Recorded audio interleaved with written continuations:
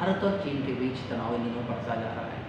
चीन अपनी चालबाजियों से पीछे हटने को तैयार नहीं, तो वहीं भारतीय सेना चीन को माकूल जवाब देने में जुटी है।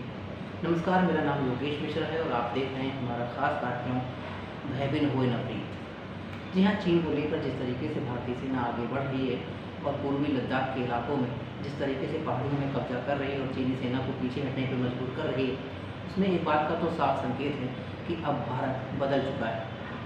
इस रिपोर्ट के माध्यम से ज़रा देखिए और समझने का प्रयास करिए कि आखिर चीन का वास्तविक चालबाजी है क्या। भारत के रणबांकुरों ने चीन को माकूल जवाब दिया है। जवाब क्या दिया है? चीन की जान ले ली। जी हाँ, पूर्वी लद्दाख में अलेसी पर चीन की चाहत थी घुसपैठ करने की।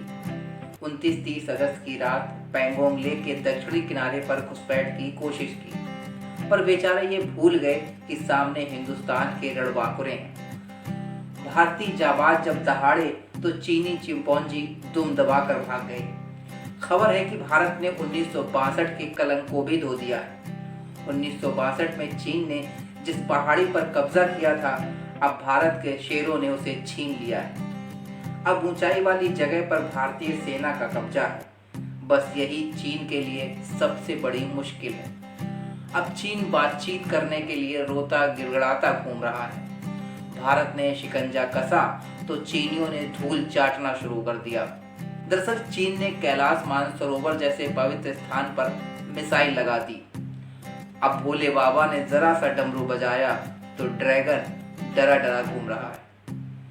यकीनन चीन को अब तगड़ा जवाब मिला है, तो चीन भी सोचने पर मजबूर हो गया है कि भारत से सलाह करने में ही भलाई है। दरअसल लद्दाख में पैंगोंग झील का जो इलाका है उसमें चीन चाहता है कि उसका एकाधिकार बना रहे, लेकिन चीन की इन्हीं चालबाजियों को समझते हुए भारतीय सेना अपने अग्रिम मिशन पर आगे बढ़ रही है। जरा समझिए कि पैंगोंग झील को लेकर जिस तरीके की बातें चीन द्वारा की जा रही हैं उनमें कितनी सच्चाई है। इसी पहाड़ी को भारतीय जाबाजों ने चीन से मुक्त करा लिया है। पूर्वी लद्दाख का पैंगोंग झील इलाका विवाद का बड़ा कारण बना हुआ है। यह झील 4270 मीटर ऊंचाई पर है और 135 किलोमीटर लंबी है। यह पूरा क्षेत्र 600 वर्ग किलोमीटर का है। झील के 2/3 हिस्से पर चीन का कब्जा है और 45 किलोमीटर का हिस्सा भारत के पास है।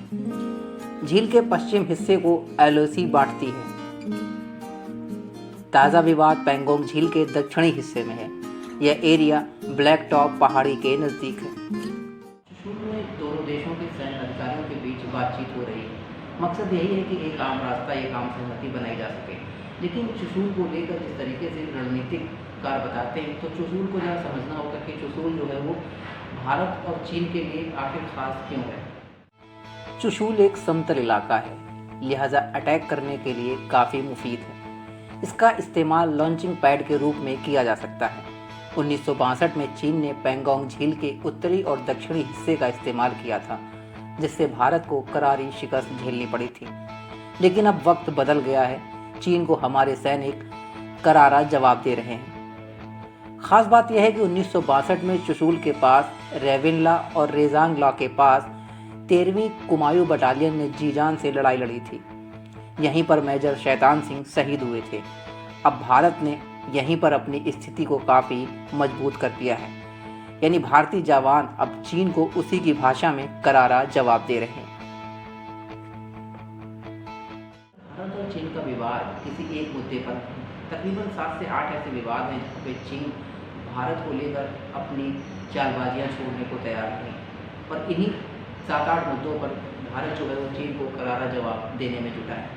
यानी चीन की जो चालबाजियाँ हैं और चीन की जो चालाकी है, भारतीय फौज और भारतीय सरकार चीन को उसी की भाषा में जवाब दे रहे हैं।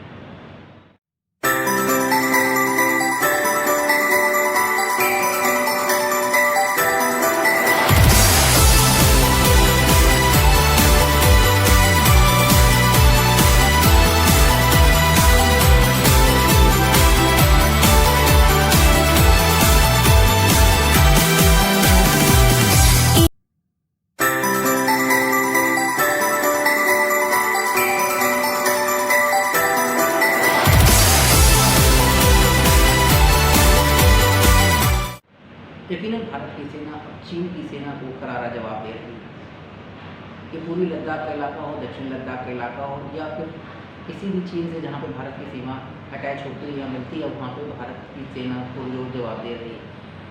ये कोई एक आज का मसला नहीं है, काफ़ी पुरानी कहानी चल रही है भारत और चीन के बीच, लेकिन भारतीय सेना अपने तरीके से चीन को माकूल जवाब दे रही है। फिलहाल के लिए इतना ही, मुझे दीजिए इजाज़त। अगले फिर एपिसोड में किसी नए मुद्दे पर चर्चा करेंगे, तब तक के लिए मुझे दीजिए इजाज़त।